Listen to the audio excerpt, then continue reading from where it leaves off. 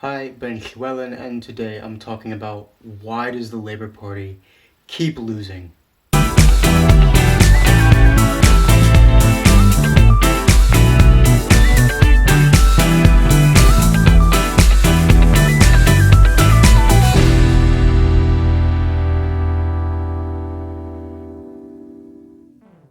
I'm going to go through each and every election that Labour has lost, not the one they've won because that's not important for figuring out what's not working, and I'm just going to explain two or three things for each single election, and then at the end say, okay, well, what are the main reasons why they're losing, and then give you two easy things that you can do to fix that, to ensure that these reasons for why the Labour Party keeps losing don't happen again. It's actually really easy. First, what is the definition of losing an election? Well, if you wind up in government, that's not losing even if you don't have the votes that won the election. The purpose is to get into government, so I'm not including all the minority government, so we're just focusing on the periods when Labour was not actually in government. 1924. Labour lost big time. Why?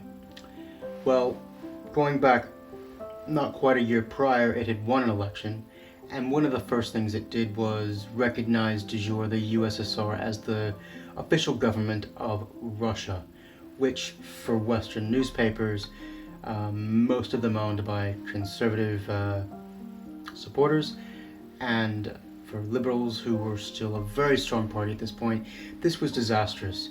You couldn't do that and expect the British public to be behind you. So right from the very beginning of their government, they were heckled for that. For that's a big mistake. That's anti-Western, and that's going to haunt Labour Party for decades. In fact, connections with communist Russia was actually the undoing that allowed an election to happen so quickly. John Ross Campbell worked in a newspaper and was writing some pretty crazy stuff about uprisings of workers and things like this. He wrote, "The Communist Party not only calls upon you to organize passive resistance when war is declared, or when an industrial dispute involves you, but to definitely and categorically let it be known that neither in the class war nor the military war will you turn your guns upon your fellow workers, but instead you will line up with your fellow workers in an attack upon the exploiters and the capitalists, and will use your arms on the side of your own class." That's crazy. For the normal people of the United Kingdom, that would have sounded completely nuts. So this enabled the Liberals to then turn away from the Labour Party, which they had supported off and on briefly, and Labour lost a vote of no confidence. With that in the background of the election, then a letter was published, the Zinoviev Letter, which it was probably forged. It was an accusation of connections to Soviet Russia and setting up communism in Britain, which it wouldn't have been able to have its putting forward in the first place if the Labour Party had been more reasonable and less sympathetic of communism.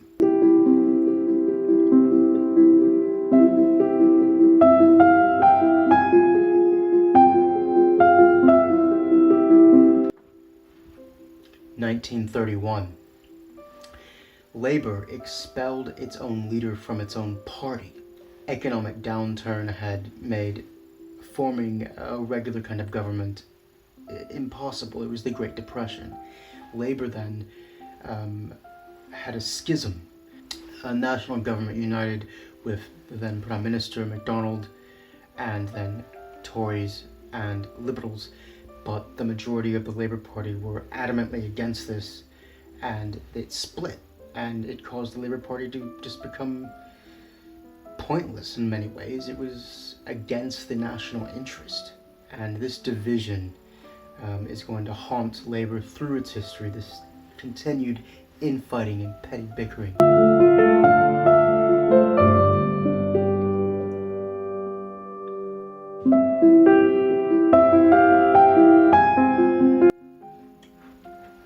(1935).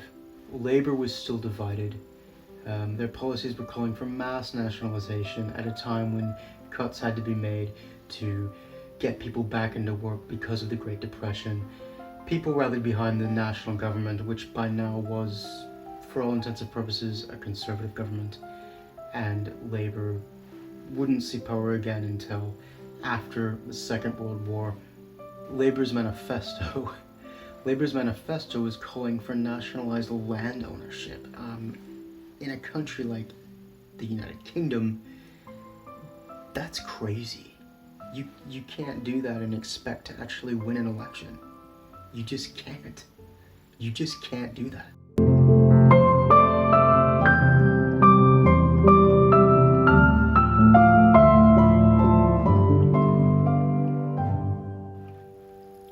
In 1950, Labour had won an election. It had a slim majority, but then within 20 months, in 1951, it called another general election thinking it could get a bigger vote share.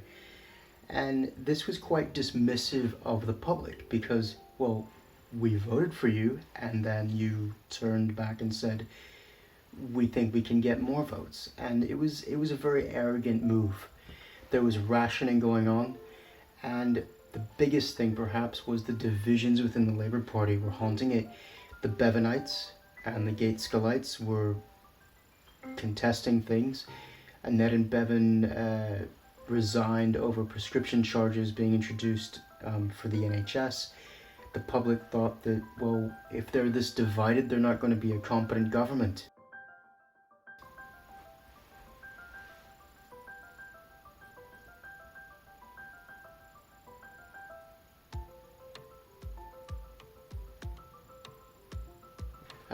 Labour focused on the past, what they had already accomplished, and the Conservatives were focusing on the future. It was a clear choice, really, and you had the added impact that lots of Labour were opposed to the Korean War, which some people saw them as being anti-Western, and that's not going to work. Any other democratic voting system in the world would have been enough to remove the Tory majority.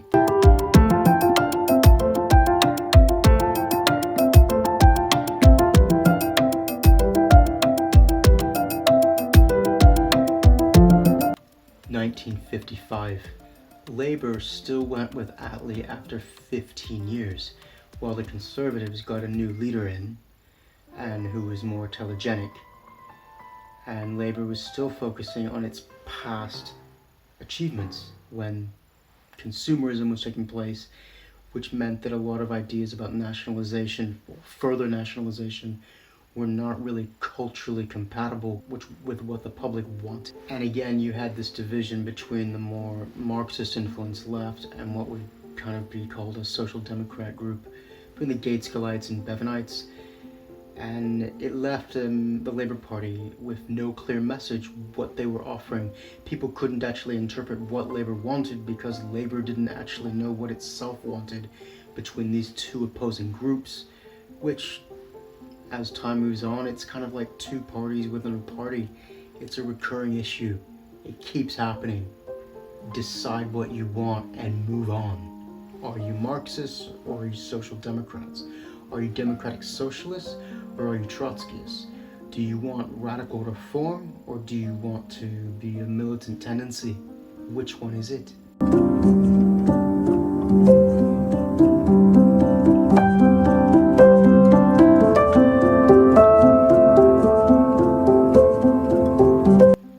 1959. The economy was booming. And the Tories rightly put out, you've never had it so good. And Labour had no clear message that could compete with it. It was still looking toward the past and the setting up of the welfare state. But things had moved on. Consumerism was omnipresent by this point. People were owning their own companies on a much larger scale. People were happy.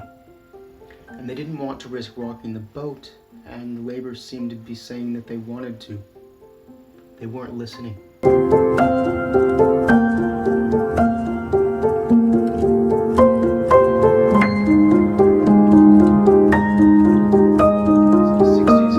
And then in 1970, suffering, people had had enough, and perhaps even more importantly, the voting system meant that Labour didn't win. The Liberals would have won enough to remove the Tory majority.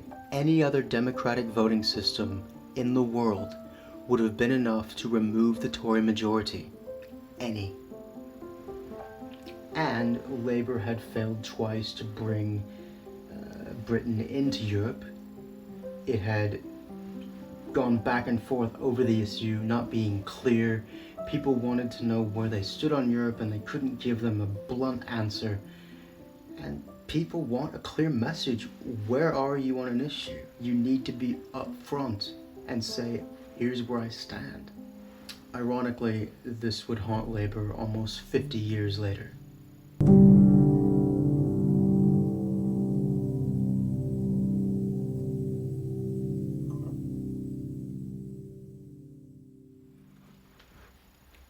(1979). One word, one reason rings out: incompetence. It was abysmal. 2 million people unemployed. Grave diggers were striking. The economy went to a standstill. About half of the UK's factories had industrial conflicts. Rubbish piled up on the streets during a campaign. On top of all this, Labour Prime Minister Callaghan went on to propose a cap on wage increases of the very people that would have voted for him, attacking his working class base as his opponent Thatcher went and visited the factories that he proposed this cap of. And it wasn't really a contest. Labour was incompetent. And that's the only reason why they lost this election. Incompetence. Utter incompetence. Utter incompetence.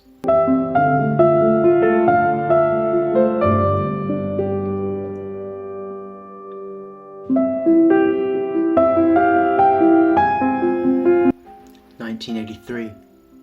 1983. Any other voting system in the democratic world would have been enough to remove the Tory majority. Labour was divided and infighting again between these Bevanites and Gateskiellites, these Marxist and democratic socialists. They couldn't agree on anything. You had a militant tendency. People didn't want that. They wanted competent government. Tony Benn led a group which actually was attacking the Labour Party itself while it was trying to run a campaign. And of course you had the Falklands War, which, if you win a quick, swift war, you're going to ride a wave of popularity. There's nothing Labour could have done about that.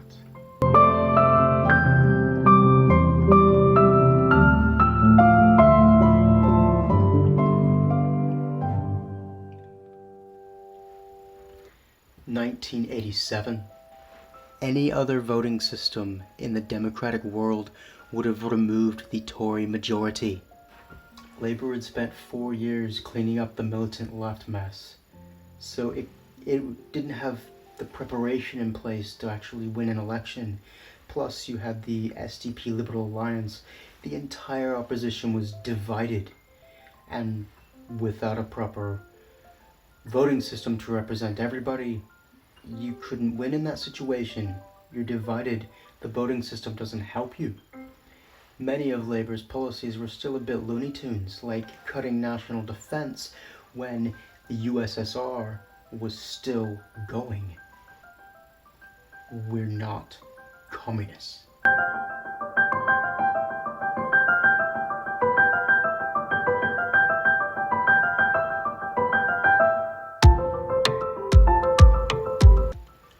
(1992). Britain had shifted away from an industrial economy to a services economy, and Labour didn't quite understand this. Most people owned shares, or a house, or investments, stakes in a company in some way or the other, and by going on too much about potentially attacking that threatens people's livelihoods. The industrial world that Labour wanted to support was gone. And on top of this, Any other system of voting in the democratic world would have removed the Tory majority.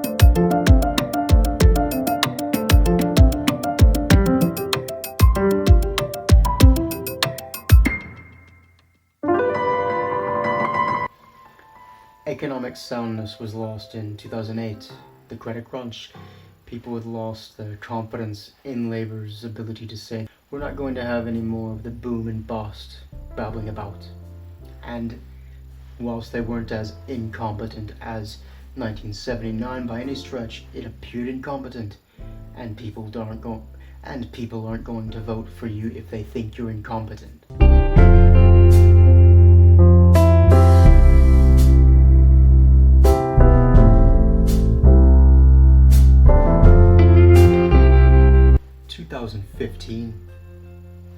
No clarity. The public didn't really understand what Labour wanted. It was trying to shift away from its actual years of victory into something new, but it wasn't clear about what that new was. It also got a bit into classical politics, which historically, over and over again, the British voting population rejects. And again, any democratic system other than the first-past-the-post system would have guaranteed that the Tories did not have a majority.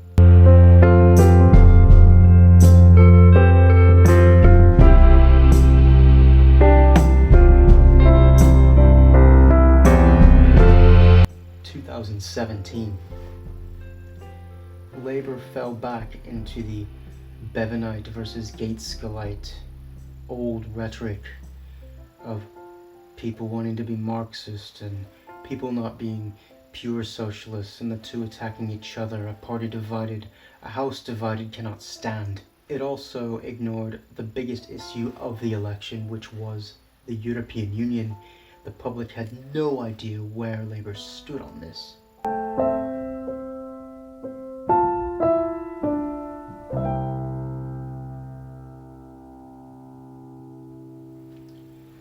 "2019. Corbyn goes again, and where do I begin? The hard left versus the social democratic left in the same party. You can't be both. Which one are you? The public doesn't even know today. These divisions keep happening. Worst of all, it's still ignored the biggest issue of the election. Europe, it couldn't give an answer. Are you Remain or are you Leave? The leader of the Labour Party did not answer that question once, and he got his dish served to him in kind. In addition to this, the old rhetoric of being anti-Western cropped up again, because you now had a leader who had supported Irish nationalists, Palestine, Venezuela. This is not pro-Western, this is not pro-liberal democracy, it's not what people want, so you lose.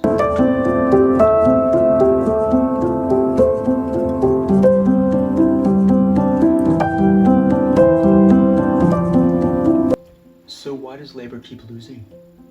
Well, 3 reasons. Incompetency. You have to appear able to govern. 2. Are you a social democratic or democratic socialist party on one hand? Or are you the militant tendency, Marxist and radical identitarian politics on the other? You can't be both. That does not work in the same party. You have to choose one. And that contest between the two, it keeps happening. It keeps destroying the Labour Party over and over again. And last, the voting system. If you have a different voting system, the Tories would not ever get a true majority. So how do you solve this? Well, you can't really solve incompetence. Everybody suffers that now and then. Every party. But you can deal with the final 2 because they're directly related to each other and perfectly solvable. Here's how you do it. First, you have to get the social democratic and democratic socialist group into power and then to win an election. Second, that government must then enact a different voting system, a fairer, more honest voting system, which then creates a system where those on that far left militant Benite and Corbynist spectrum, Bevanite spectrum, will be able to have their own party within a system. You won't have to share the same house with two people who honestly hate one another. These two groups even create their own literature and their own philosophies and keep trying to steer the Labour Party in the direction of one or the other. And you just can't have both. So you've lost decades because you're fighting over the direction of a party with two different heads. So, get a social democratic Labour Party and change the voting system, and you will never have these issues ever again. It's that simple. Just do it. If you like this video, please like or subscribe, and I hope to see you again. If you have any questions, put them in the comments, and I'd be happy to answer anything that you send my way. Diolch yn fawr. Thank you very much.